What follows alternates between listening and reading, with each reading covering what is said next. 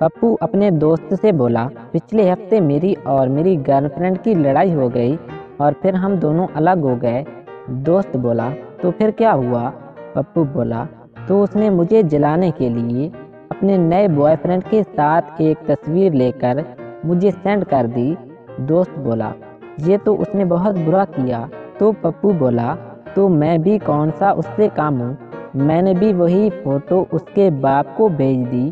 कमीने को बहुत मार पड़ी, तब जाकर कहीं अपने कलेजे में ठंडक पड़ी। बादशाह ने ऐलान करवाया कि शादीशुदा मर्द 2 लाइनों में खड़े हो जाएं। एक लाइन में वो जो अपनी बीवी से डरते हैं, जबकि दूसरी लाइन में वो खड़े हों जो अपनी बीवी से नहीं डरते। और फिर हुआ कुछ यूं कि डरने वालों की एक लंबी लाइन बन गई, जबकि ना डरने वालों की लाइन में सिर्फ एक आदमी ही था। बादशाह ने खुश होकर उस आदमी से पूछा कि क्या तुम सचमुच अपनी बीवी से नहीं डरते? तो उस आदमी ने जवाब दिया कि पता नहीं बादशाह सलामत, मुझे तो मेरी बीवी ने कहा था कि इस लाइन में ही खड़े रहना, वरना टांगे तोड़ दूंगी। बाबा जी कहते हैं कि नहाते हुए गिरता हुआ साबन कैच करना भी एक टैलेंट है।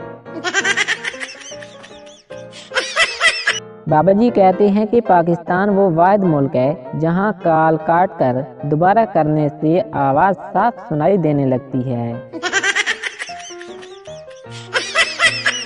तन्हाई में जब एक लड़का अपनी महबूबा के हुस्न के कसीदे जी भर के पढ़ चुका, तो महबूबा ने पूछा, क्या मैं सचमुच वो पहली लड़की हूँ जिसकी तुमने इस कदर तारीफें की हैं?